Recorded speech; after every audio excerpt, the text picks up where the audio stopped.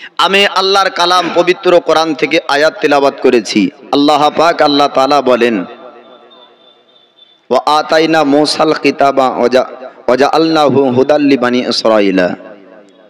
আল্লাহ পাক হযরত মূসা আলাইহিস সালামের উপর আসমানি কিতাব অবতীর্ণ করেছেন। হযরত মূসা কালিমুল্লাহকে আল্লাহ পাক পৃথিবীর জমিনে পাঠিয়েছেন বানি ইসরাইলের হিদায়াতের জন্য। আল্লাহ পাক মূসা নবীর উপর আসমানি কিতাব অবতীর্ণ করেছেন কিসের জন্য? বানি ইসরাইলের হিদায়াতের জন্য। আসমানি কিতাব চারটি এসেছে বাপ, তাওরীত, জবর, ইনজিল ও কোরআনে পাক। আল্লাহ হলেন স্রষ্টা। আসমান, জমিন, লৌহ কালাম, আরশ, কুরসি সব কিছু হলো আল্লাহর সৃষ্টি। আল্লাহর সৃষ্টি যখন স্রষ্টার সঙ্গে পাল্লা দিতে চায়, আল্লাহ পাক ছোট্ট ছোট্ট পাখির দ্বারা তো তাকে তাবা ধ্বংস করে দেয়। জোরে বলুন সুবহানাল্লাহ। সুবহানাল্লাহ, সুবহানাল্লাহ। মিশরের একটি রাজা ছিল, নাম তার ফেরাউন। কি নাম বললাম?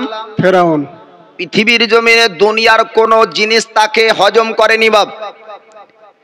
দরিয়া পর্যন্ত বলে, এরে ফেরাউন শোন শোন, তোর মতন জঘন্য ব্যক্তি আল্লাহর সৃষ্টির মধ্যে কেউ নাই।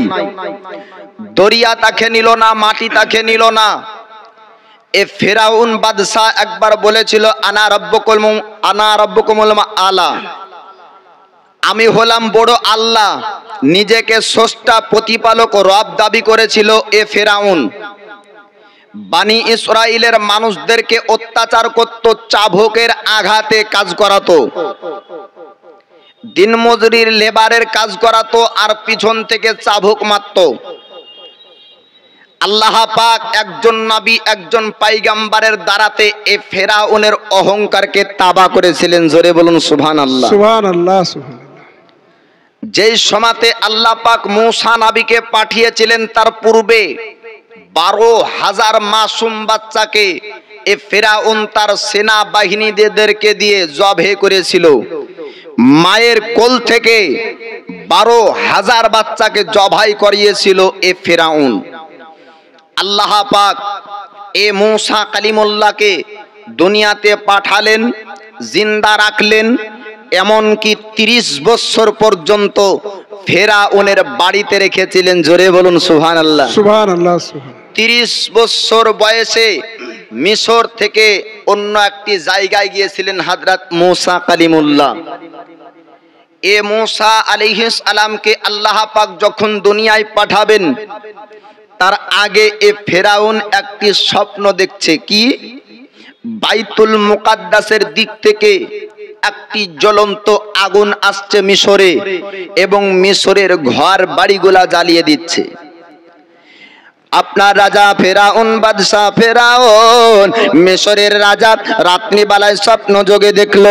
গভীর রাত্রি বেলায় একটা স্বপ্ন দেখতে পাই, আপনার বাইতুল মুকাদ্দাসের দিক থেকে ভয়ঙ্কর একটা আগুন, জ্বলন্ত একটা আগুন মিশরের জমিনে আসতে শুরু করলো। আর আগুনের পাওয়ার শক্তি তার কত ছিল? ফেরাউন স্বপ্ন যোগে দেখতে পাই এই আগুনটা ফেরাউনের রাজপ্রাসাদ পর্যন্ত আপনার জানিয়ে দেয়। মিশরের ঘর বাড়িগুলা এই জ্বলন্ত আগুনে আপনার জ্বলে পড়ে ছাই হচ্ছে। ফেরাউন আজব স্বপ্ন দেখার পর তার মনে ভয় হলো। ফেরাউন রাত্রির স্বপ্নের কথাগুলা রাজপ্রাসাদের মানুষদেরকে একে একে আপনার ডাক দেওয়া হলো। ও রাজপ্রাসাদের মানুষেরা, আমার রাত্রিবেলায় আজব স্বপ্নের কথা তোমরা কি শুনবে না? রাজপ্রাসাদের মানুষ তারা বলল, মন্ত্রী বলল, হামান বলল, ও রাজা ফেরাউন, আপনি রাত্রিবেলায় কি স্বপ্ন দেখেছেন? রাত্রির স্বপ্নের কথাগুলা আপনি একটু আমাদেরকে শুনিয়ে দেন। মিশরের বাদশা রাজা বলল, ও ফেরাউন আপনার বলতে শুরু করলো, ও রাজপ্রাসাদের মানুষেরা, আমি রাত্রিবেলায় একটা ভয়ঙ্কর স্বপ্ন দেখলাম। আমি রাত্রিবেলায় আজব স্বপ্ন দেখলাম। আমার রাত্রির স্বপ্ন দেখার পর রাত্রিতে আর ঘুমাতে পারলাম না। আমার রাত অতিবাহিত হয়ে গেল স্বপ্নের ভয়ে ভয়ে। রাজপ্রাসাদের মানুষ তারা বলল, ও মিশরের বাদশা ফেরাউন, আপনাকে দেখে মিশরবাসীরা সবাই ভয় করে। আপনি যেটা বলেন সবাই আপনার কথা এক বাক্যে মেনে নেয়। ওগো মিশরের বাদশা, ও মিশরের রাজা, আপনি কেন ভয় করবেন? কেন ভয় করবেন? আপনি একটা কথা বললে মিশরবাসীরা আপনার প্রতিবাদ করতে পারে না। আপনি যেটা বলবেন মিশরবাসীরা এক বাক্যে আপনার কথা মানে। মিশরের জমিনে ফেরাউন বলেছিল, ও বনি ইসরাইলের মানুষেরা, আমি ফেরাউন তোমাদেরকে লেবারের কাজ করাবো, তবে তোমরা আমাকে প্রভু বলে মানবে, প্রভু বলে বিশ্বাস করবে। আমি তোমাদের স্রষ্টা, আমি তোমাদের রব প্রতিপালক। অন্য আল্লাহর ইবাদত তোমরা করবে না, আমাকে তোমরা আল্লাহ বলে বিশ্বাস করবে। ওই সময়তে মিশরবাসীরা ফেরাউনের কথার প্রতিবাদ করতে পেরেছিল না। বনি ইসরাইলের মানুষেরা তারা আপনার পর্যন্ত প্রতিবাদ করতে পেরেছিল না। যদি প্রতিবাদ করত তবে তাদের জীবন পর্যন্ত হারাতে হতো। বুঝতে পারলেন? এমন জালিম বাদশা ছিল। আজ বর্তমান সময়ে পৃথিবীর জমিনে ন্যায় অন্যায় ভাবে অনেক রকমের অত্যাচার হয়, তারপরও পরিস্থিতির উপর নির্ভর করে আপনার চুপ থাকতে হচ্ছে না, হচ্ছে না। তারপরও অন্তর থেকে তাকে ঘৃণা করতে হবে না, হবে না? বা তাকে ঘৃণা করতে হবে। তবে অন্যায়ের প্রতিবাদ যদি হাত দাঁড়ানো হয়, অন্যায়ের প্রতিবাদ করবেন জবান দ্বারাই, ওটাও যদি সম্ভব না হয় অন্তর থেকে ঘৃণা করবেন। আর অন্তরেও যদি ঘৃণা না আসে, ওটাকে যদি সমর্থন করে অন্যায়কারীকে সাপোর্ট করেন, তাহলে আপনিও সমান গুনহার অংশীদার হবেন, তাই না? যদি কোনো রকমের পথ না থাকে যে প্রতিবাদ করার জন্য হাতও ব্যবহার করতে পারলেন না, জবান ব্যবহার করতে পারলেন না, অন্তর তো আছে ভিতরে, তাকে ঘৃণার নজরে দেখুন। সারাবিকে সারাব বন্ধ করতে পাচ্ছেন না, বলে তাকে অন্তর থেকে ঘৃণা করুন। জিয়ারিকে আপনার জিয়া খেলা বন্ধ করতে পাচ্ছেন না, আপনার অন্তর থেকে তাকে ঘৃণা করুন। এক কথায় সমস্ত খারাপ কাজকে কমসে কম অন্তরেও ঘৃণা করতে হবে। আপনারা করবেন তো? বলেন ইনশাআল্লাহ। ইনশাআল্লাহ। আপনার জালিম বাদশা ফেরাউন মিশরের জমিনে, তার আপনার ফেরাউন বলেছিল, ও মিশরবাসীরা, তোমরা আমাকে প্রভু বলে মানবে, আমাকে তোমরা স্রষ্টা বলবে, আমাকে তোমরা রব প্রতিপালক হিসাবে তোমরা মানবে। মিশরবাসীরা কথা শোনার পর আপনার প্রতিবাদ করতে পারল না। আপনার ফেরাউন মিশরবাসীদেরকে বলেছিল, আনা রব্বুকুমুল আলা, আমি তোমাদের প্রতিপালক বড় রব, আমাকে তোমরা রব বলে বিশ্বাস করো। আমার আল্লাহ পাক আল্লাহ তাআলা আপনার যখন দেখলেন সৃষ্টি হয়ে স্রষ্টা দাবি করে, নিজে আপনার সৃষ্টি হয়ে আল্লাহ দাবি করতে চাই, আল্লাহ পাক বললেন, না না, আমি পৃথিবীর জমিনে একজন পয়গম্বর পাঠাবো, একজন নবী পাঠাবো, যার দ্বারাতে তার অহংকারটা আপনার তাবা হবে। অহংকারকে আল্লাহ পাক আপনার ধ্বংস করবেন। জোরে বলুন সুবহানাল্লাহ। পৃথিবীতে আল্লাহ পাক মুসা নবীকে পাঠানোর জন্য এবার ফেরাউন স্বপ্ন যোগে দেখতে পেল। স্বপ্নের কথাগুলা রাজপ্রাসাদের মানুষরা বলল, ও মিশরের রাজা, ও গো মিশরের বাদশা, আপনাকে দেখে মিশরবাসীরা ভয় করে।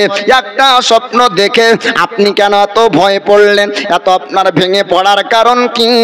এমন কি আশ্চর্যের স্বপ্ন দেখেছেন? একটু শুনিয়ে দেন।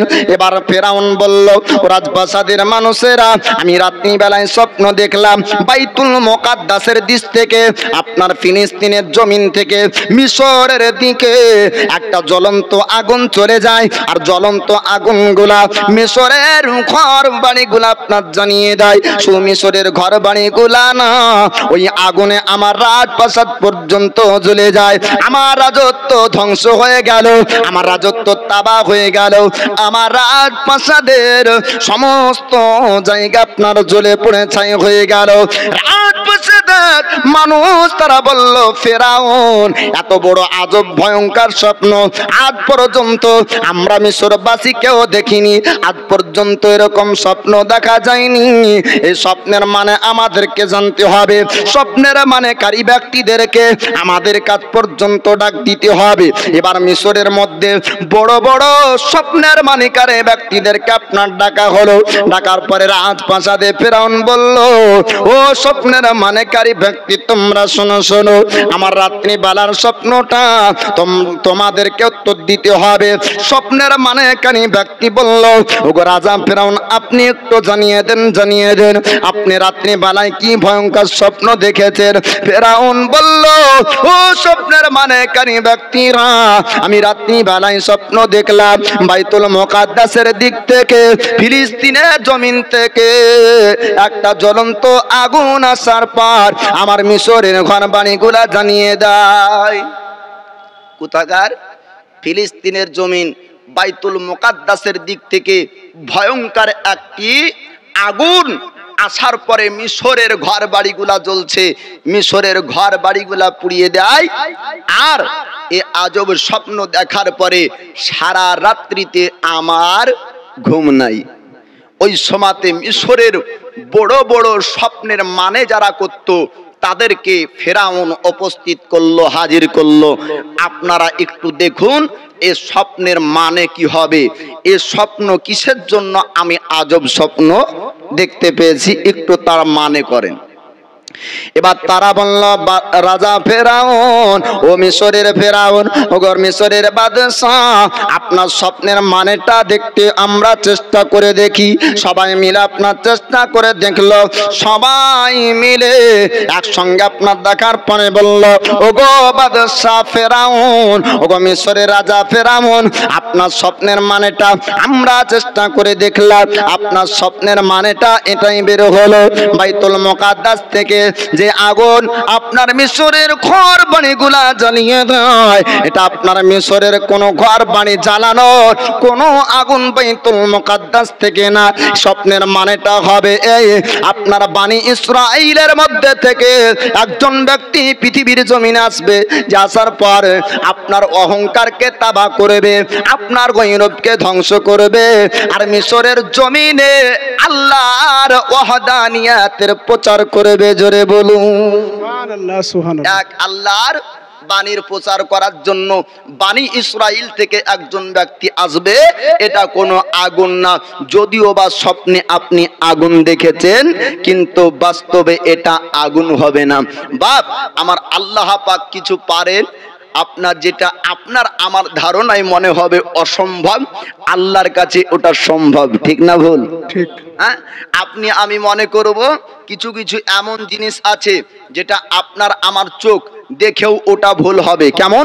যদি নদীর কাছে যান বা পুকুরের কাছে যান, যাবার পরে দেখবেন সূর্য দেখতে পাওয়া যায় পানির তলে, ঠিক না? জি। কিন্তু ওটার তলে থাকে না উপরে থাকে? বাপ উপরে থাকে। তো কিছু কিছু দেখাও মিথ্যা হয়ে যায় পরিস্থিতিতে, তাই না? আপনার আমার বিবেক বলবে যে বিনা বাপে বাচ্চা হওয়া অসম্ভব, তাই না? আল্লাহ পাকের দ্বারাতে সম্ভব। জোরে বলুন সুবহানাল্লাহ। হযরতে ঈসা পয়গম্বর আলাইহিস সালামকে আল্লাহ পাক বিনা বাপে দুনিয়ার বুকে পাঠিয়েছিলেন। মারিয়ামের সেকাম থেকে, মারিয়ামের পেট থেকে আল্লাহ পাক হযরত ঈসা রুহুল্লাহকে পাঠিয়েছিলেন দুনিয়ার বুকে। বিনা পিতা ও বিনা মাতার মাধ্যমেও আল্লাহ পাক একজন নবী পাঠিয়েছিলেন দুনিয়ায়, তার নাম হলো আদম আলাইহিস সালাম। জোরে বলুন সুবহানাল্লাহ। তো আপনার আমার বিবেক যেখানে হার মেনে যায়, আপনার আমার বিবেক যেটাকে আশ্চর্য মনে করে, আল্লাহর জন্য ওটা সম্ভব এবং আল্লাহর জন্য ওটা সহজ। এ ফেরাউনের সঙ্গে কোনো মানুষ যুদ্ধ করে পারবে না।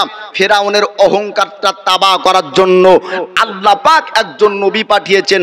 বাপ আমার, আল্লাহ পাক একজন দুইজন নয়, 1,24,000 মতান্তরে 2,24,000 নবী ও পয়গম্বর দুনিয়ায় পাঠিয়েছেন। জোরে বলুন সুবহানাল্লাহ। আজকের এই জিকির আজকারের মাহফিলের নিচে মানুষ সংখ্যায় কম মনে হচ্ছে, আপনাদের মন খারাপ হচ্ছে? বাপ আমার হচ্ছে না। বলে কেন? যেখানে জিকির আজকারের মাহফিল হয় তার চারিপাশে রহমতের ফারিস্তা থাকে। জোরে বলুন সুবহানাল্লাহ। বেশক। ফুলে বাগানে ফুল ফুটেছে, কে কে দেখবি আয় ছোটে। জোরে বলুন সুবহানাল্লাহ। কে কে দেখবি আয় ছোটে।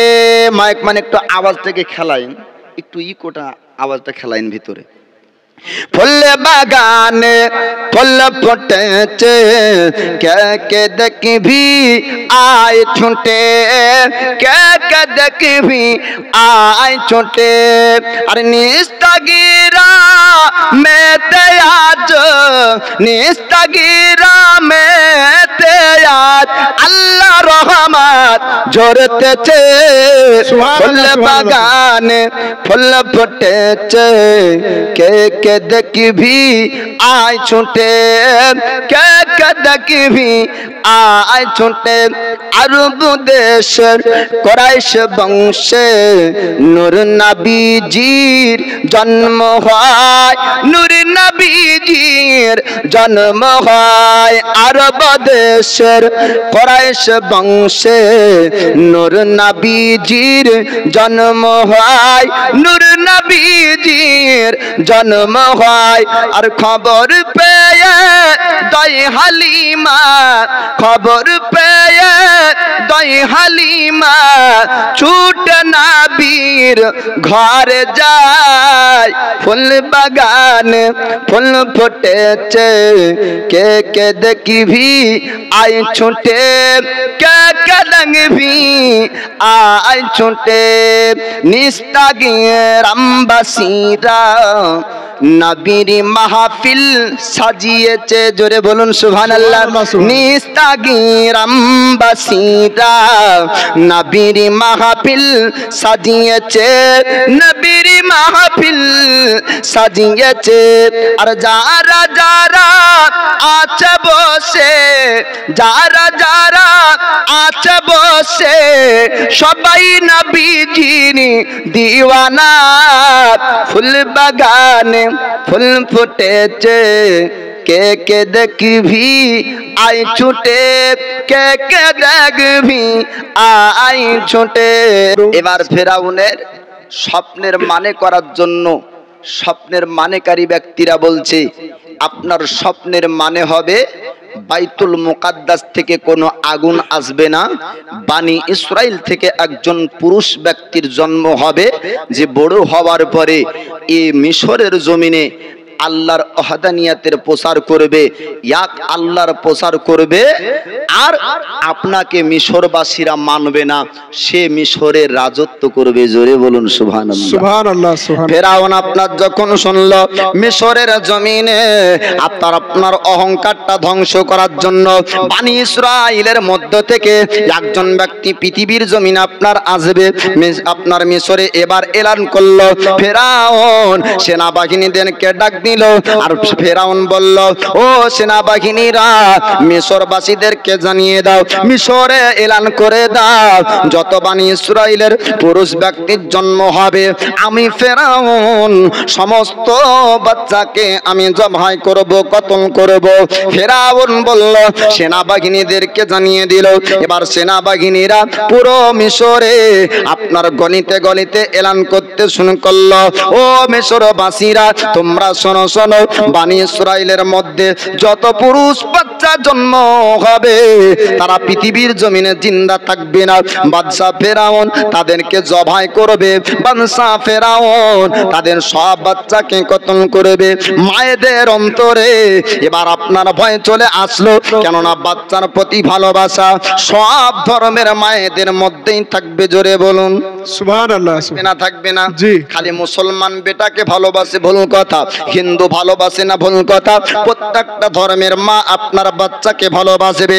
পৃথিবীতে লক্ষ্য করে যদি দেখা যায়, শুধু আপনার মানুষ না জীব জানোয়ারের মধ্যেও দেখা যায় বাচ্চাকে আপনার কত ভালোবাসবে। পাখিদেরকে লক্ষ্য করে দেখবেন, আপনার মুখে করে খাবার নিয়ে আসার পরে নিজ বাচ্চাকে বাসায় এনে খাওয়াই। জোরে বলুন সুবহানাল্লাহ, খাওয়াই না? জি, খাওয়াই। এবার মিশরের জমিনে যত এলানো হয় মায়েদের অন্তরে ভয় ঢুকলো, এবার আমাদের বাচ্চা ভূমিষ্ঠ হবে, ওই জালিম বাদশা জবে করবে। এরকম করে তাদের মনে আপনার ভয় ঢুকিয়ে দিল পুরো মিশরবাসী, মিশরের জমিনে। ফেরাউন বলল, ওরে সেনাবাহিনীরা, ওই মিশরের জমিনে যদি বনি ইসরাইলের পুত্র সন্তান বড় হয়ে যায়, আমি তোমাদের উপর শাস্তি করে দিব। তোমরা একটু শোনো শোনো, দাইমা নিযুক্ত করে রাখো, প্রত্যেকটা ঘরে ঘরে তাদেরকে খোঁজ নিতে হবে। যদি কোনো মহিলা গর্ভবতী হয়ে যায়, ফেরাউনের সেনাবাহিনী পর্যন্ত যেন খবর হয়ে যায়। তারা খোঁজ করতে শুরু করলো। মিশরের জমিনে যত মহিলারা গর্ভবতী হতো, ওই দাইমা আপনার খোঁজ নিয়ে নিয়ে ফেরাউনি সেনাবাহিনী পর্যন্ত আপনার খবর পৌঁছিয়ে দিত। কিন্তু আমার আল্লাহ পাক, আল্লাহ তাআলা যাকে জিন্দা রাখবে, জীবিত রাখবে, পৃথিবীর কোন শক্তি তাকে মারতে পারবে না। জোরে বলুন সুবহানাল্লাহ। আল্লাহ যাকে রাখবে জগৎ মারতে পারবে না, আর আল্লাহ যাকে মারবে পৃথিবীর মানুষ আপনার রাখতে পারবে না। আল্লাহ পাক, আল্লাহ তাআলা ওই বনি ইসরাইলের মধ্যে মূসা কালিমুল্লাহকে পাঠাবেন। এইরকম করে পুরো এলান হয়ে যায়। আর যখনই বনি ইসরাইলের পুত্র সন্তান জন্ম হতো, দাইমা খবর পাঠিয়ে দিত ফেরাউনের সেনাবাহিনী পর্যন্ত, ও ফেরাউনের সেনাবাহিনীরা, ও অমুক বাড়িতে পুত্র সন্তান হয়েছে। তারা চুরি নিয়ে এসে মায়ের কোল থেকে মা চোখের সামনে বাচ্চাকে জবাই করে দিত। মার কলিজার সামনে নিজের বাচ্চার কলিজা ফাড়তো, তবু আপনার মা সহ্য করত। এক নয়, দুই নয়, কিতাবের মধ্যে আপনার বলা হয়েছে 12,000 বাচ্চাকে আপনার ফিরাউনের সেনাবাহিনীরা জবাই করেছিল। 12,000 বাচ্চাকে জবাই করেছিল একটা ভয়ে, যেন বনি ইসরাইলের মধ্যে মূসা কালিমুল্লাহ না চলে আসে। ওই রকম করে মূসা পয়গম্বরের আসার যখন সময় হবে, আল্লাহ পাক, আল্লাহ তাআলা মূসা নবীর মার উপর ইলহাম করে। জোরে বলুন সুবহানাল্লাহ। সুবহানাল্লাহ, সুবহানাল্লাহ। আল্লাহর যখন প্রিয় বান্দা বান্দি হয়ে যায়, আল্লাহ পাকের পক্ষ থেকে তার কাছে কথা আসে। বাপ নবীগণের উপর ওহী আসতো, কামেল ওলি হলে আপনার ইলহাম হয়। গাউসে পাকের উপর যেমন ইলহামের মাধ্যমে আল্লাহ পাক গাউসে পাককে জানাতেন। মূসা কালিমুল্লাহর মাকে বলেন, হে আমার বান্দি, চিন্তা করো না, টেনশন করো না, আমি আল্লাহ তোমার পুত্রকে জিন্দা রাখবো। জোরে বলুন সুবহানাল্লাহ, সুবহানাল্লাহ, সুবহানাল্লাহ। আল্লাহ পাক বললেন, আমার বান্দি চিন্তা করো না, টেনশন করো না, আমি জিন্দা রাখবো, জীবিত রাখবো। আমি যাকে জিন্দা রাখবো কেউ তাকে জগতে মারতে পারবে না। আল্লাহ পাকের বান্দি মূসা কালিমুল্লাহর মা বললেন, মাবুদ, এক নয়, দুই নয়, মিশরের জমিনে কয়েক হাজার বাচ্চাকে জবাই করলো। আমার যদি পুত্র সন্তান হয়ে যায়, আবার হয়তো আমার চোখের সামনে জবাই করবে। আল্লাহ, আমার পুত্র সন্তান দিও না, আমার মধ্যে তুমি কন্যা সন্তান দাও। আল্লাহ পাক বললেন, এ আমার বান্দি, চিন্তা করবে না, টেনশন করবে না, আমি তোমার গর্ভ থেকে পৃথিবীর জমিনে যাকে পাঠাবো পুত্র সন্তান হবে, কিন্তু মারা যাবে না, ফেরাউনিরা জানতে পারবে না। আমি আল্লাহ পাক তাকে জিন্দা রাখবো, জীবিত রাখবো। ওরে আমার বান্দি, চিন্তার কারণ নাই, আমি যেটা বলবো আমার বান্দি তোমাকে সেটা করতে হবে। আল্লাহর বান্দি মূসা কালিমুল্লাহর মা বললেন, মাবুদ, আমায় কি করতে হবে একটু জানিয়ে দাও। আল্লাহ পাক বললেন, আল্লাহ তাআলা বললেন, ওরে আমার বান্দি, তোমার বাচ্চা যখন ভূমিষ্ঠ হবে তখন তুমি তাকে দুধ পান করাবে। অতিরিক্ত যদি কান্না করে আর প্রতিবেশীরা যদি জানতে পারে, ফেরাউনের সেনাবাহিনীরা যদি জেনে নেয়, তবে তাকে তুমি দরিয়ায় ভাসিয়ে দিবে। আমি আল্লাহ তাকে জিন্দা রাখবো। জোরে বলো সুবহানাল্লাহ, সুবহানাল্লাহ। আল্লাহ পাক বলছেন, হে আমার বান্দি, তুমি চিন্তা করো না, 1000 2000 নয়, 12,000 বাচ্চাকে ফেরাউনের সেনাবাহিনী মায়ের চোখের সামনে জবাই করলো। আমি তোমার গর্ভে থেকে পৃথিবীতে যে বাচ্চা পাঠাবো সে পুত্র সন্তান হবে এবং আমি আল্লাহ তাকে জিন্দা রাখবো। আল্লাহর বান্দি বললেন, মাবুদ, তবে কিভাবে তাকে রাখা যায়? আল্লাহ পাক বলছেন, যখন সে ভূমিষ্ঠ হবে তখন তাকে তুমি দুধ পান করাবে তোমার স্তন থেকে, আর যখন অতিরিক্ত কান্না করবে তখন জেনে নিবে তোমার বাচ্চাকে অন্য জায়গায় দিতে হবে। প্রতিবেশীরা যখন জানতে পারবে, জেনে নিবে তোমার বাচ্চাকে অন্য জায়গায় দিতে হবে। ফেরাউনের সেনাবাহিনীরা যদি জেনে নেয়, তবে তুমি জানতে পারবে যে তোমার বাচ্চাকে অন্য জায়গায় দিতে হবে। বলে সেই জায়গাটা কোনটা? বলে একটা সিন্ধুকে কাঠের বাক্স করে দরিয়ায় ভাসিয়ে দিবে। আমি আল্লাহ দরিয়ায় জিন্দা রাখবো, তিমি মাছ খেতে পারবে না। জোরে বলুন সুবহানাল্লাহ। সুবহানাল্লাহ সুবহানাল্লাহ। আল্লাহর নবীকে মাছ চিনহে বাপ। ইউনুস পয়গম্বর আলাইহিস সালামকে মাছ খাবার পরে হজম করেছিল না, ঠিক না? জি। কিন্তু বাপ সাধারণ মানুষকে যদি হয়তো হজম করবে, কোথায় পাওয়া যাবে না। হ্যাঁ, আল্লাহর ওলিকে পর্যন্ত মাছ চিনহে। জি, মালিক বিন দিনার নামক এক ওলি ছিলেন। এই মালিক বিন দিনার নৌকায় পার হচ্ছে, মাঝি বলছে ভাড়া দাও। তো বলে ভাড়া তো নাই, টাকা নাই, কি দিব? বলছে টাকা না দিলে তো হবে না, আমি ভাড়া মারার লেগে এই নৌকা চালাচ্ছি, এমনি শখ জাগেনি যে পানিতে নৌকা চালাবো। মালিক বিন দিনারকে এই নৌকার মাঝি চিনহে না, বলে টাকা দাও না তো তোমাকে ঢেকে এখানেই ফেলবো। মালিক বিন দিনার আল্লাহর ওলি রাগকে হজম করে। জোরে বলুন সুবহানাল্লাহ। রাগ আমরা হজম করতে পারি না। মৌলবীর সামনে যদি কেউ একবার ঘুষি দিলে তো মৌলবী দু হাত তুলবে। হ্যাঁ, কিন্তু আল্লাহর ওলি নীরব চুপচাপ দাঁড়িয়ে আছেন। মাঝি আপনার ধাক্কা দিল সিনা বারাবার, বুকে আপনার একটা ধাক্কা দিয়ে বলল, হে মালিক বিন দিনার, যদি পয়সা না দাও তোমাকে নদী দরিয়াতে ফেলে দিব। আল্লাহর ওলি তবুও চুপচাপ দাঁড়িয়ে। আল্লাহ পাকের হুকুম হলো দরিয়ার মাছগুলা মুখে করে একটা করে সোনার দিনার নিয়ে নৌকার কাছে হাজির। জোরে বলুন সুবহানাল্লাহ। নারে তাকবীর, নারে তাকবীর, নারে রিসালাত, নারে রিসালাত।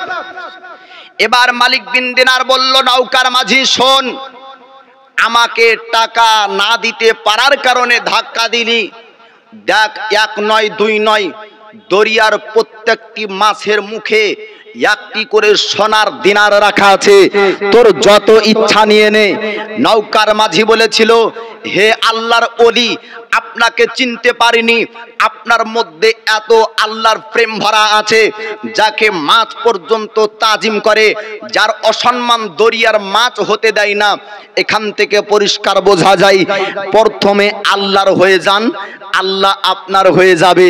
আর আল্লাহ যখন কারো হয়ে যাবে, জগৎ তাকে হারাতে পারবে না, সব সময় জয় লাভ করবে। জোরে বলুন সুবহানাল্লাহ। এ মুসা কালিমুল্লাহ আল্লাহর একজন পয়গম্বর, আর এ মুসা নবী ছিলেন জালালি পয়গম্বর। আল্লাহ পাক এ মুসা নবীকে পাঠাবেন, তো 12,000 বাচ্চা জবে হওয়ার পরেও মুসা নবী ও সমাতে জিন্দা থাকবেন, আল্লাহ পাক জিন্দা রাখবেন। একটি কথা, যে আপনার ওই হামান নামক ব্যক্তি ছিল ফেরাউনের ডানহাত মন্ত্রী, এ ছিল সব থেকে আপনার বড় খবিশ, সব থেকে বড় বদমাইশ। এ হামান নামক ব্যক্তিটা বলেছিল ফেরাউনকে, ওগো ফেরাউন, যদি পুরুষ ব্যক্তিরা বানি ইসরাইলের মধ্যে কেউ থেকে যায়, স্বপ্নের ভয়ের কারণটা ওই হয়ে যাবে, অতএব একজনকেও জিন্দা রাখা যাবে না। কেউ কেউ বলেছিল, আমরা বৃদ্ধ বয়স্ক হয়ে যাওয়ার পরে আপনার রাজপ্রাসাদ দেখাশোনা কে করবে? 1 বছর মেরে দেওয়ার হুকুম, 1 বছর রাখার হুকুম। এইরকম ভাবে কাটতে কাটতেও 12,000 বাচ্চা মারার পরে আল্লাহ পাক মুসা নবীকে পাঠাবেন। আল্লাহর বান্দি মুসা নবীর মাকে আল্লাহ পাক বলেন, হে আমার বান্দি, চিন্তার কারণ নাই, আমি আল্লাহ পাঠাবো আর আমি আল্লাহ জিন্দা রাখবো। জোরে বলুন সুবহানাল্লাহ। আল্লাহ পাক বললেন, আমার বান্দি চিন্তা করবে না, টেনশন করবে না, আমি আল্লাহ পৃথিবীর জমিনে আমার পয়গম্বর পাঠাবো, আমি আল্লাহ তাকে জিন্দা রাখবো, পৃথিবীতে সে জিন্দা থাকবে। আল্লাহ পাক আল্লাহ তাআলা আপনার জানিয়ে দেন, তার আপনার প্যারে বান্দিকে, আমার বান্দি চিন্তা করো না, যখন সে ভূমিষ্ঠ হবে তোমার স্তন থেকে দুধ পান করাবে। আল্লাহ পাক মুসা কালিমুল্লাহর চোখে এমন একটা নূর দান করেছিলেন। মুসা কালিমুল্লাহ আলাইহিস সালাম পৃথিবীর জমিনে আপনার যখন জন্মগ্রহণ করলেন, দাইমা দেখার পর বলেছিলেন, বাচ্চার মা, আমি 1 নয় 2 নয়, আমি 12,000 বাচ্চার পরিচয় দিয়েছি। আমার দ্বারাতে 12,000 বাচ্চা কতল হয়েছে, আমার কথায় শাহাদাতে 12,000 বাচ্চার হলকম দিয়ে ছুনি চলেছে। ওরে বাচ্চার মা, আজকে শোন শোন শোন, আমি এমন সুন্দর বাচ্চা মিশরের জমিনে দেখতে পাইনি। জোরে বলুন সুবহানাল্লাহ। ওরে বাচ্চা বাচ্চার মা তার চোখ দিয়ে নূরের আলো বের হয়ে যায়। এই বাচ্চাটা দেখার পরে আমার একটু মায়া বসে গেল। কিতাবের মধ্যে লিপিবদ্ধ আছে আল্লাহ পাক আল্লাহ তাআলা মুসা কালিমুল্লাহকে এমন রূপ চেহারা আপনার দিয়েছিলেন, মুসা পয়গম্বরকে একবার যে ব্যক্তি দেখতো মুসা নবীর মহব্বতে আপনার পড়ে যেত, মুসা নবীর প্রতি আপনার ভালোবাসা চলে আসতো। আল্লাহর পয়গম্বর মুসা কালিমুল্লাহকে দেখার পর বন্দে আপনার ওই দাইমা বলল, ওরে বাচ্চার মা তুই চিন্তা করবি না, টেনশন করবি না, আমি এ বাচ্চার পরিচয়, এ বাচ্চার কথাটা আমি ফেরাউনি পর্যন্ত আমি জানাবো না, আমি কাউকে বলবো না যে বনি ইসরাইলের মধ্যে একজন পুরুষ ব্যক্তির জন্ম হয়েছে। তারা জানতে পারবে না, তারা বুঝতে পারবে না তোমার বাচ্চাটা দুনিয়ায় জিন্দা থাকবে। জোরে বলুন সুবহানাল্লাহ। আল্লাহ পাক আল্লাহ তাআলা এরকম ভাবে মুসা কালিমুল্লাহকে পৃথিবীর বুকে আপনার জিন্দা রাখবে। আল্লাহর পয়গম্বর মুসা নবীর কথা দাইমা আপনার বলল না, এরকম ভাবে দুধ পান করতে শুরু করলেন। মুসা কালিমুল্লাহ যখন আপনার 3 মাস হয়ে যায় তখন মুসা কালিমুল্লাহর কান্নার আওয়াজ আপনার ভেসে আসলো। মুসা নবীর মা তিনি আপনার জানতে পারলেন আমার আল্লাহ পাক আল্লাহ তাআলা জানিয়েছিলেন, আল্লাহ পাক আমাকে বলেছিলেন আমার বাচ্চা যখন কান্না করবে তখন আমাকে দরিয়ায় ভাসাতে হবে। মুসা নবীর বোন তিনি বললেন, মা জননী আপনার পুত্রকে আর বাঁচানো সম্ভব হবে না, আপনার পুত্রকে আর বাঁচাতে পারবেন না। বলে কেন বাঁচানো যাবে না? বলে ফেরাউনের সেনা বাহিনীরা তারা জানতে পেরেছে আমাদের বাড়ির দিকে তারা রওনা হয়েছে। আল্লাহর নবী মুসা কালিমুল্লাহর মা তিনি আপনার চিন্তায় কাঁদতে লাগলেন, আর পুত্র মুসা কালিমুল্লাহকে বাঁচানো সম্ভব হবে না, আর বাঁচানো যাবে না। এইরকম ভাবে লক্ষ্য করে তাকিয়ে দেখলেন ফেরাউনের সেনা বাহিনীর আপনার ছুটতে শুরু করলো। আল্লাহর নবী মুসা কালিমুল্লাহর মা তিনি বললেন, ওরে বেটি আমার পুত্র মুসাকে আর মনে হয় বাঁচানো যাবে না, সেনাবাহিনীরা চলে এসেছে, ফেরাউনিরা চলে এসেছে, যদি জানতে পারে আমার বাচ্চাকে তো কতল করে দিবে, যদি তারা বুঝতে পারে আমার বাচ্চাকে আর তারা রাখবে না। আল্লাহর নবী মুসা কালিমুল্লাহর মা মুসা কালিমুল্লাহকে আপনার জ্বলন্ত আগুনের উপর ফেলে দেয়। মায়ের আপনার ভয় যে যদি ফেরাউনিরা জানতে পারে তাহলে তো জবে করবে আমার চোখের সামনে। আতঙ্কের সময়, সংকীর্ণ সময়, কি করে বাঁচাবে, কোথায় লুকাবে? জ্বলন্ত একটি চুলোর এই চুলার ভিতরে ফেলে দেয় মুসা কালিমুল্লাহকে। আর নিজের পুত্র নিজের সন্তানকে যখন জ্বলন্ত আগুনের চুলার উপর দেওয়ার পরে নিজে কাঁদতে কাঁদতে জ্ঞান হারিয়ে আপনার ঘুমিয়ে পড়লেন মুসা নবীর মা। ফেরাউনের সেনাবাহিনীরা আসার পরে চতুর্দিক লক্ষ্য করে দেখলো ডানে বামে সব জায়গায়, কিন্তু মুসা নবীকে দেখতে পেল না। জোরে বলুন সুবহানাল্লাহ। সুবহানাল্লাহ। এই আগুন হলো আল্লাহর সৃষ্টি বাপ। আল্লাহ পাক যদি জ্বালায় তো জ্বলবে, আল্লাহ পাক যদি বলে ফুল বাগিচা হতো হবে, তাই না?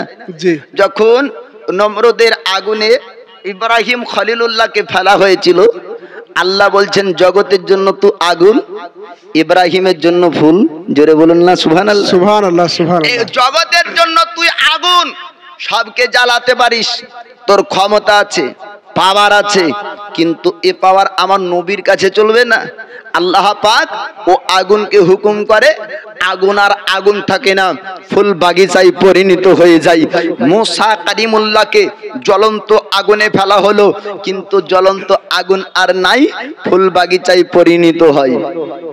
এবার ফেরাউনিরা বাড়িতে আসার পরে ডান দিক তারা আপনার লক্ষ্য করলো, বাম দিক তারা লক্ষ্য করলো, কোন জায়গাতে আপনার দেখতে পেল না।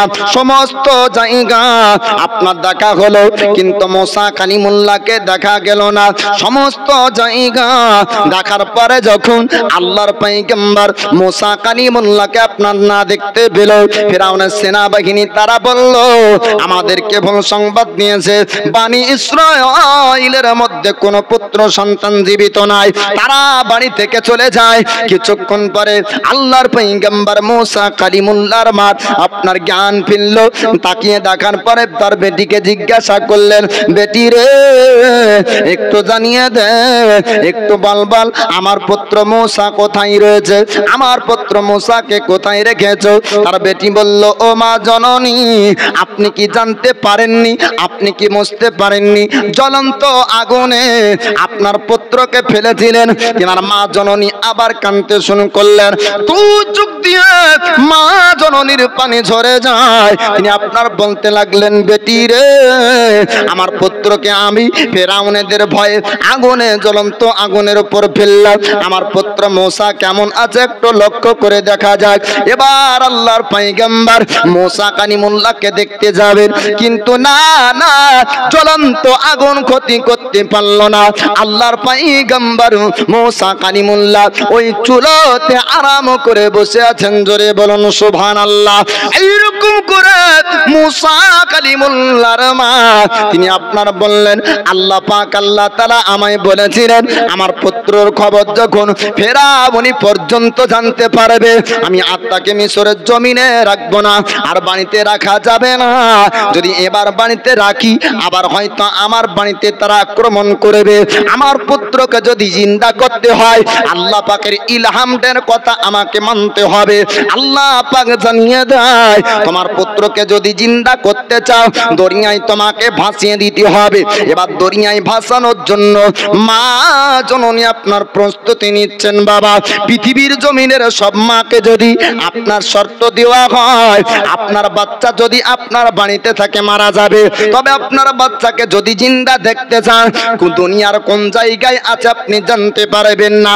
মা জননী বলবে, যদিও দুনিয়ার পৃথিবীর জমিনে আমার বাচ্চা যদি জিন্দা থাকে আমি মা জননী খুশি হব, তবুও আমার বাচ্চার মরা লাশ দেখবো না।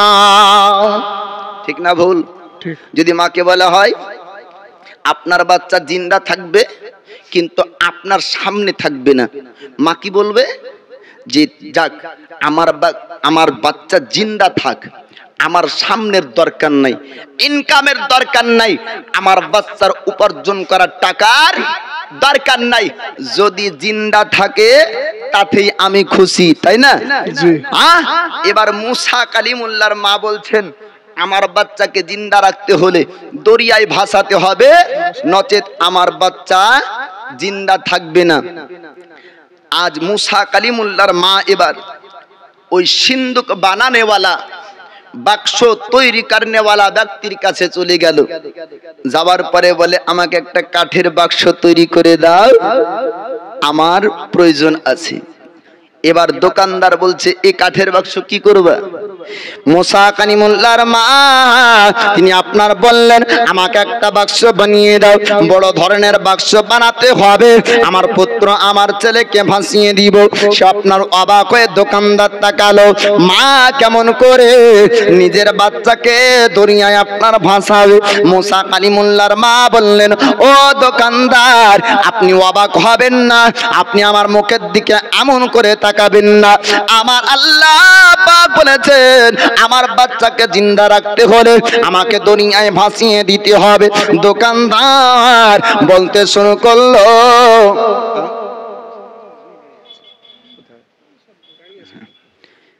আপনার মুসা কালিমুল্লাহর মা বলছেন, দোকানদার অবাক হয়ে তাকিয়ে কোনো লাভ নাই, আমার বাক্সর প্রয়োজন আছে, আমি বাচ্চা ভাসাবো।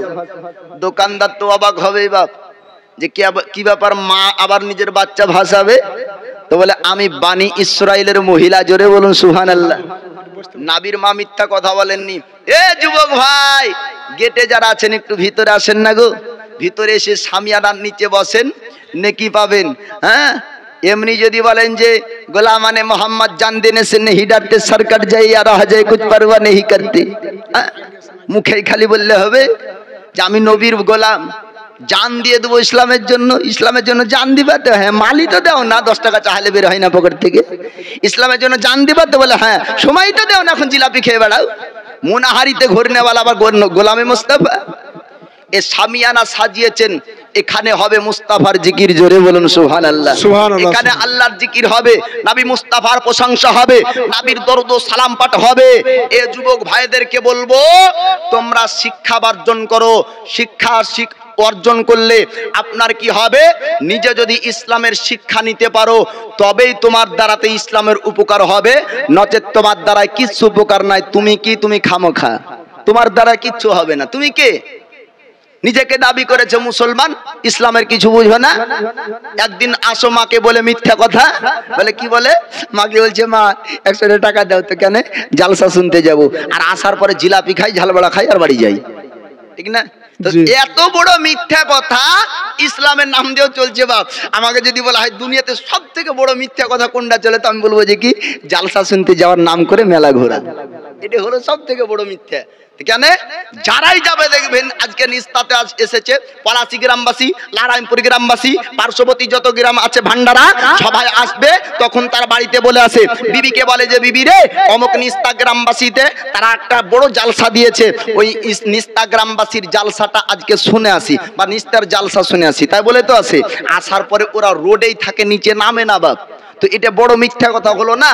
তো বাপ ভাই আমার, ইসলাম দরদি ভাই, তোমাদেরকে বলবো একটু সামিয়ানার নিচে আসেন। যতক্ষণ বসবেন যুবক ভাই, ততক্ষণ সামিয়ানার নিচে বসার নেকিটাও কমসে কম পাবেন। বাপ, তো হযরত মুসা কালিমুল্লাহর মা বলছেন, আমাকে বাক্স বানিয়ে দাও, আমি এই বাক্স নিয়ে বাক্সতে আমি দরিয়াতে ভাসিয়ে দিব আমার নিজের পুত্র, নিজের সন্তানকে। আল্লাহ পাকের পয়গম্বর মুসা কালিমুল্লাহকে এবার তার মা জন্য আপনার দরিয়ায় ভাসাবেন। মুসা কালিমুল্লাহর মা বললেন, ও দোকানদার, আপনি অবাক হবেন না, আমার মুখের দিকে তাকাবেন না, আপনি একটা বাক্স বানিয়ে দেন, আমার পুত্রকে আমি ভাসাতে চাই। আল্লাহর পয়গম্বর মুসা কালিমুল্লাহর মার কথা শুনে দোকানদার অবাক হলো। দোকানদার জিজ্ঞাসা করে, মহিলা ওগো রমণী, একটু জানিয়ে দেন, আপনাকে কোনোদিন দেখিনি, আপনাকে কোনোদিন সাক্ষাৎ করিনি, আপনার সঙ্গে সাক্ষাৎ করিনি। আল্লাহর নবী মুসা কালিমুল্লাহর মা বললেন, আমরা বাড়ির বাইরে অপ্রয়োজন ছাড়া কোনোদিন বের হয় না। ও দোকানদার, আমাকে কেমন করে দেখবেন, আমাকে কেমন করে দেখবেন? আমি বানি ইসরাইলের একজন রমণী, আমার পুত্রকে আমি দরিয়ায় ভাসাতে চাই। কেননা ফেরাউনিরা যদি জানতে পারে আমার পুত্রকে, তারা জিন্দা রাখবে না, তারা জীবিত রাখবে না। আল্লাহর পয়গম্বর মুসা কালিমুল্লাহর মার সত্য কথা শুনে দোকানদার অবাক হয়ে যায়। একটা না, দুটা না, বাপ 12,000 বাচ্চা জবে হওয়ার পরে যদি আবার এ মহিলা সত্য কথা বলে, ফেরাউনের কাছ থেকে বাঁচানোর জন্য আমার বাচ্চাকে জবাই করার ভয়ে আমি দরিয়ায় ভাসাতে চাই, তো দোকানদার তো বলে দিতে পারতো। দোকানদারের প্রতি ভরসা কেন? যে যেমন হবে বাপ, তার মানুষকে দেখে তেমনই ধারণাও হবে, তাই না? জি জি। নদীর এপারে একজন ব্যক্তি গোসল করে আর ওপারে একজন গোসল করে। গল্পটা অনেকদিন শুনিয়েছেন, তারপরেও শুনেন বাপ। এপারে একজন গোসল করে রাত্রিবেলায়, এ হলো চোর, আর ওপারে আরেকজন গোসল করে, ও হলো আল্লাহর ওলি। তো চোর বলছে, আল্লাহ আমি আকা চুরি করে দুশিলাই, ওই দেখো তোমার আরেক বান্দা চুরি করতে গিয়ে ধুলা মাটি মেখেছে। আর আল্লাহর ওলি বলছেন, আল্লাহ রাত্রিতে তাহাজ্জুদের নামাজ আমি একা পড়বো না, ওই দেখো তোমার আরেক বান্দা গোসল করছে, সেও নামাজ পড়বে। তো চোরের ধারণা তেমন, ওলির ধারণা তেমন বাপ। তো মুসা নবীর মা বলছেন, আমি সত্য কথা বলবো বিশ্বাস করে, সত্য কথা বলে দেয় বাপ। আর পার্শ্বে ছিল ওই বুড়ি, এক বুড়ি শোনার পরে ওর পেটে আর কথা থাকে না বাপ। দেখবেন পুরুষ জাতিদের মধ্যে আল্লাহ পাক ধৈর্য বেশি দিয়েছেন, এ ঠিক না? মায়েরা রাগ করবেন না, পুরুষদের মধ্যে ধৈর্য বেশি দিয়েছেন আল্লাহ পাক। মহিলারা যদি কোনো কথা শুনে নাই, না বলে ওদের হজম হয় না।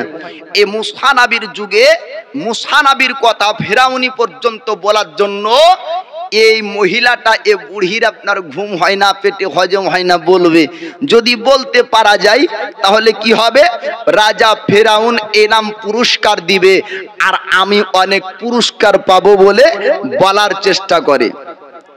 এবার আপনার শুনতে পেল মুসা কালিমুল্লাহর মা, তিনি আপনার বলেছেন যখনই দোকানদার আপনি অবাক হবেন না, আমি একটা বাক্স বানাবো আমার পুত্রকে ভাসানোর জন্য।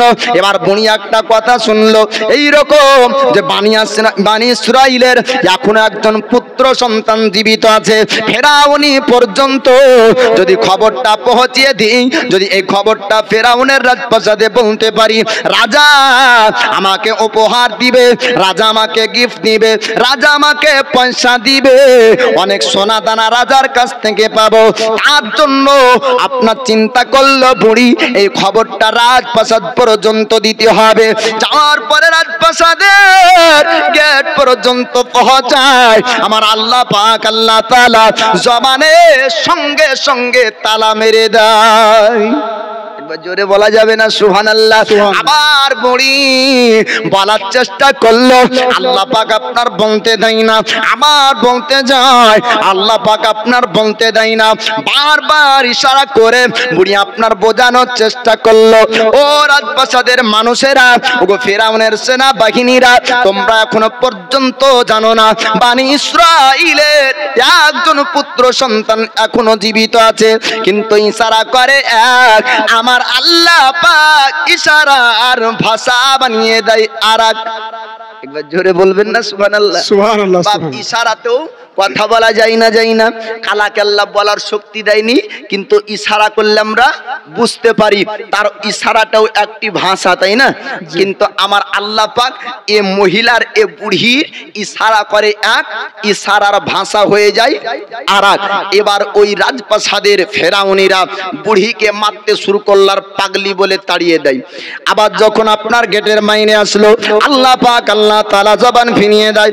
বুড়ি চিন্তা করলো, আল্লাহকে বললো, মাবুদ আমি যখন বাইরে আসি আমার জবান ফিরিয়ে দাও, আমার ভিতরে যাই আমার জবান কেড়ে নাও।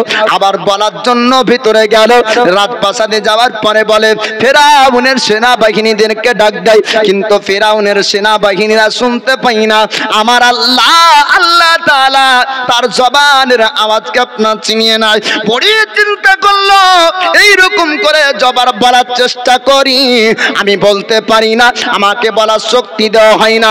কয়েকবার বলার চেষ্টা করলো, আমার আল্লাহ পাক আল্লাহ তাআলা আপনার বলতে দেয় না। আবার বাইরে আসলো, আল্লাহ পাক জবান ফিরিয়ে দেয়। আবার ভিতরে যখন গেল, আল্লাহ পাক আপনার জবান কেড়ে নেয়। বুড়ি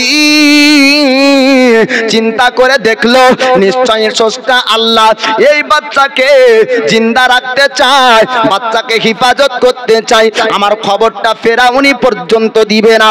অন্তর থেকে তওবা করলো, আল্লাহ পাককে বলে, মাবুদ এইবারের মতন যদি জিন্দা আমাকে জবান ফিরিয়ে দাও, আমি এই বাচ্চার খবরটা ফেরাউনি পর্যন্ত আর খবরটা আমি দিব না। অন্তরে তওবাকে আমার আল্লাহ আপনার কবুল করে নিলেন। বাচ্চার জবান, বাচ্চার খবরটা আর যখন বলবে না, বুড়ির জবানকে আমার আল্লাহ ফিরিয়ে দেয়। জোরে জোরে সুবহানাল্লাহ সুবহানাল্লাহ। আল্লাহ পাকের কাছে যখন অন্তর থেকে তওবা করলো, আল্লাহ পাক তার জবানকে ফিরিয়ে দিল। আর আমরা নামাজের পরে 4 বার 5 বার 7 বার করে আরবিতে আস্তাগফিরুল্লাহ বলি, আর মসজিদ থেকে বের হয়ে আসে একই অন্যায় করি। ঠিক না ভুল বাপ? যে নামাজে আল্লাহ দেখা যায়, এখানে কয়জন নামাজি আছেন আল্লাহকে দেখেছেন একটু বলেন তো? হ্যাঁ, আবার কেউ যখন ঠাট্টা করবে তো খুব রাগ, তো কেন? নামাজ পড়েও মানুষের অন্যায় যায়নি, বলার পর আবার বিরাট রাগ। ইমাম সাহেবের কাছে অভিযোগ, বলে মৌলভী সাহেব তো কি জুম্মাতে চরম করে দেন তো কেন? নামাজিদেরকে নিয়ে ঠাট্টা করে, তো ঠাট্টা করবে না কেন? তো কেন? বর্তমানে যে ডিজিটাল নামাজিও হয়েছে, রাগ করিয়েন না, আমি মসজিদের ইমাম, আমি নামাজ পড়াই, আমি নিজে নামাজ পড়ি, নামাজ নিয়ে ঠাট্টা করছি না বাপ। তবে নামাজের অহংকারের কিছু ব্যক্তি আছে, তাদের জন্য বলি বাপ। তারা বলে যে নামাজই খালি পড়ো, আল্লাহ আল্লাহ রসুল ছাড়া অন্য কিছু মানা যাবে না, পীর পাইগাম্বার অলি আউলিয়া মানলে নাকি তাদের নিকটে শিরক ও বিদআত হয়ে যায়। তাদের দাঁত ভাঙা জবাবটা আপনার শুনুন। আল্লাহর নবী বলেন আসসালাতু মিরাজুল মুমিনিন, নামাজের মাধ্যমে আল্লাহ দেখা যায়। তুমি যতদিন ধরে জামাত করেছো, তাবলীগ জামাতি করে কবার আল্লাহ দেখেছো বলো? তাকে ধরবেন, ধরার পরে বলবেন এ মোল্লা এ দাঁড়াও, তো কি তুমি যে 40 বছর ধরে 40-এর চিল্লা করো? তো বলে হ্যাঁ। দয়ার নবী বলেছেন নামাজে আল্লাহ দেখা যায়, তুমি দেখেছো? বলেন না। কেন? তোমার নামাজ আল্লাহ দেখতে পাবে না, কারণ তোমার নামাজ মাঠে যায়, তোমার নামাজ ঘাটে যায়। কথাটা শুনতে মনে হয় খারাপ লাগবে। নামাজে দাঁড়ানোর পরে মাঠ ভ্রমণ যে করে, নামাজে দাঁড়ানোর পরে বাজার ঘুরতে যায়, খেয়াল বাজারে যায়, খেয়াল আপনার সংসারে যায়, খেয়াল আপনার বিবির কাছে যায়, খেয়াল আপনার বন্ধুর কাছে যায়, আপনার নামাজের মাধ্যমে আপনার খেয়াল মাঠ ঘাটে যায়। নামাজে দাঁড়িয়ে দোকানের হিসাব করা যায়, নামাজে দাঁড়িয়ে আপনার সংসারের চিন্তা ভাবনা আসে। এ নামাজে আল্লাহ দেখা যায় না, ও নামাজে আল্লাহ দেখা যায় যে নামাজে দুনিয়া ভোলা যায়। জোরে বলুন সুবহানাল্লাহ। জঙ্গলে নামাজ পড়েন আবু দারদা, তো জঙ্গলে জঙ্গলি জানোয়াররা পা খাম করে, আবু দারদার শরীর দিয়ে রক্ত প্রবাহিত হয়। আবু দারদা বলেন যে আমি কেমন করে বুঝবো? আমি তো আল্লাহর দিদারে মাশগুল ছিলাম।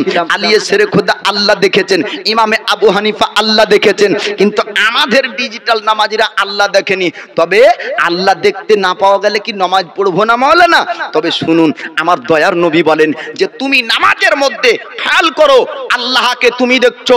যদি সম্ভব না হয় কমসে কম এতটুকু খেয়াল রাখো আল্লাহ তোমাকে দেখছে। জোরে বলুন সুবহানাল্লাহ।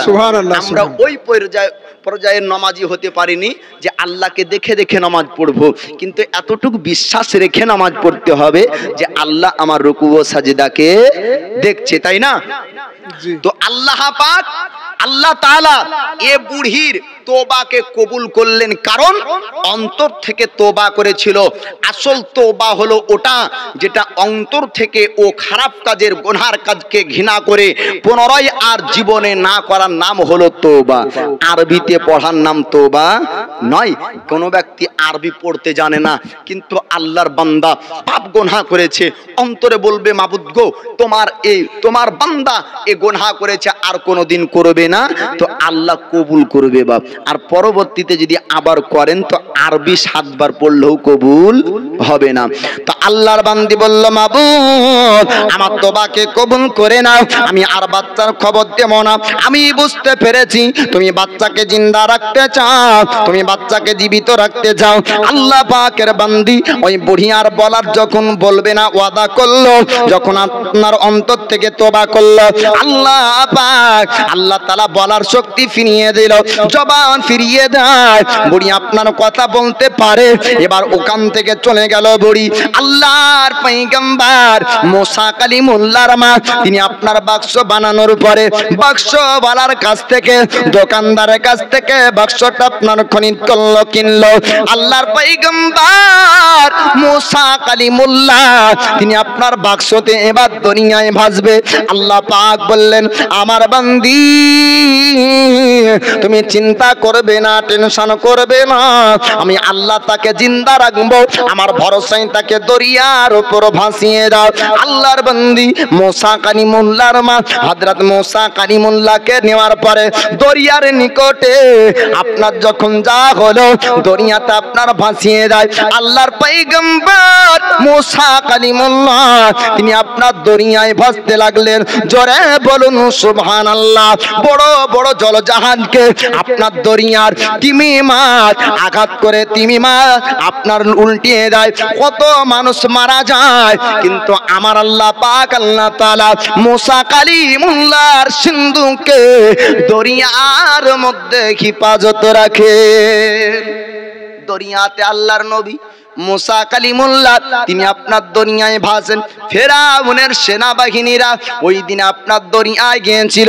যাবার পরে দরিয়ার নিকটে আপনার ফেরাউনের সেনাবাহিনীরা, ফেরাউনের রাজপ্রাসাদের মহিলারা তারা আপনার দরিয়ার নিকটে গেল। দরিয়ার নিচে মহিলারা গোসল করছিল। আপনার ওই সময়তে একটা আওয়াজ ভেসে আসলো। ফেরাউন বলল, ওই বাক্স থেকে কোন আওয়াজ ভেসে আসে? বাক্সটাকে দরিয়ার কিনারায় তোমাদেরকে লাগাতে হবে। সেনাবাহিনীরা দরিয়ার কিনারায় আল্লাহর পয়গম্বর মুসা কালিমুল্লাহর সিন্ধুককে আপনার বাক্সকে দরিয়ার কিনারায় যখন লাগিয়ে দিল, ওই সময়তে আমার আল্লাহ পাক আল্লাহ তাআলা কার তারাতে বাক্সর তালাটা খুলবে একটু শুনবেন বাবা।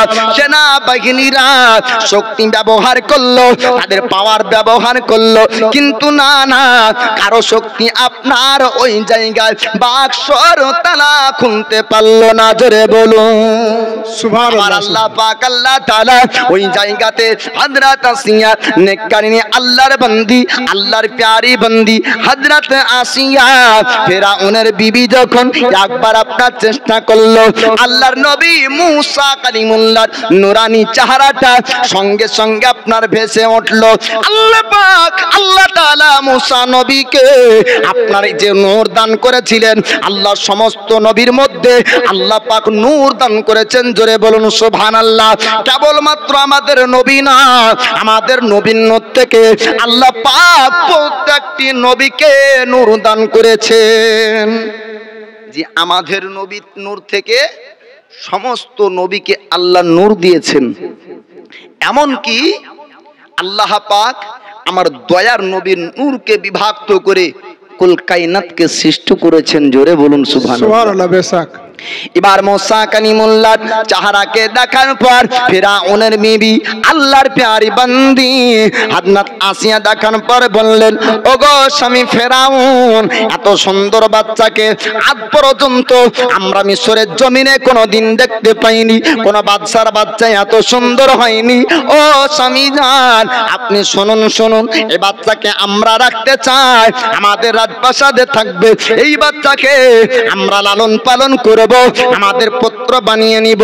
ওই হামান নামক পাপী ফেরাউনকে বলেছিল, ওগো ফেরাউন। হামান বলল, ফেরাউন ও বাদশাহ, আপনি যেটা স্বপ্ন দেখেছিলেন, আপনার ভয়ঙ্কর স্বপ্নের কারণ এই বাচ্চা হতে পারে।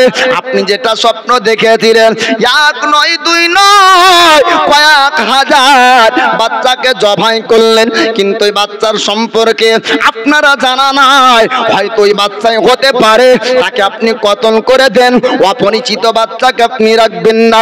ওই সময়তে আমার আল্লাহ পাক আল্লাহ তাআলা বলেছিলেন, আপনার সেই সময়তে আল্লাহ পাক বাঁচানোর জন্য তিনার আপনার প্যারি বান্দি আপনার আসিয়ার মধ্যে আল্লাহ পাক কোন আপনার ক্ষমতা দান করলেন। দেখুন হযরত আসিয়া তিনি বললেন, স্বামী গো, অপরিচিত একটা মাসুম বাচ্চাকে আপনি কতল করবেন না, তার জান নিবেন না। একজন মাসুম বাচ্চাকে আপনি খবরদার হত্যা করবেন না। আপনার পরিচয় জানা নাই, বাচ্চা বানি ইসরাইলের নাকি অন্য গর্তের বাচ্চা, অন্য খানদানের যদি বাচ্চাটা হয়ে যায়, অন্য বংশের যদি হয়ে যায়, আপনি ছোট মাসুম বাচ্চাকে অকারণে কতল করবেন, অন্যায় হবে। ফেরাউন বলল, আসিয়া তুমি কি চাও একটু জানিয়ে দাও। আল্লাহর প্যারি বান্দি বললেন, ওরে আমার স্বামী ফেরাউন, আমার এই বাচ্চাকে আমি আসিয়া নিজের পুত্র বানাতে চাই। জোরে বলুন সুবহানাল্লাহ সুবহানাল্লাহ। ফেরাউনের আসিয়ার পুত্র সন্তান ছিল না, বাপ কন্যা সন্তান ছিল একটি বেটি।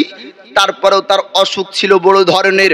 কবিরাজ মহাশয়রা সেই সময়তে মিশরের জমিনে বলেছিল, ওগো ফেরাউন, আপনার বেটির রোগ ওই সময়তে ভালো হবে। একটি নির্দিষ্ট তারিখ দিয়েছিল আর বলেছিল ওই কবিরাজরা যে যাওয়ার পরে দরিয়ায় আপনি যাবেন অমুক তারিখে, অমুক মাস, অমুক দিনে একজন অপরিচিত মানবের সঙ্গে সাক্ষাৎ হবে, আর ওই মানবের সাক্ষাতে আপনার বেটি ভালো হবে, নচেত দুনিয়ার কোনো কবিরাজ ভালো করতে পারবে না। অপরিচিত মানব বলতে অন্য কেউ না, আল্লাহর পয়গম্বর মুসা কালিমুল্লাহ কালিমুল্লাহ, জোরে জোরে বলুন সুবহানাল্লাহ। সুবহানাল্লাহ সুবহান। এই মুসা কালিমুল্লাহর সাক্ষাতে ফেরাউনের বেটির রোগ ভালো হলো। আসিয়া বলেছিলেন, স্বামী গো, দেখেন আমাদের বেটির রোগ এই মানবের সাক্ষাতে ভালো হয়ে গেল। এই সুন্দর বাচ্চাকে আমরা